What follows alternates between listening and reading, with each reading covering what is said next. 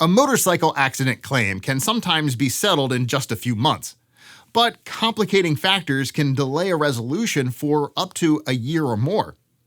If the careless driver doesn't accept blame for the collision, your lawyer may have to spend more time collecting and presenting evidence to prove who is at fault. An insurance company can also refuse to accept any liability for your injury hardships. You might have to file a lawsuit and take the insurer to court to get fair treatment.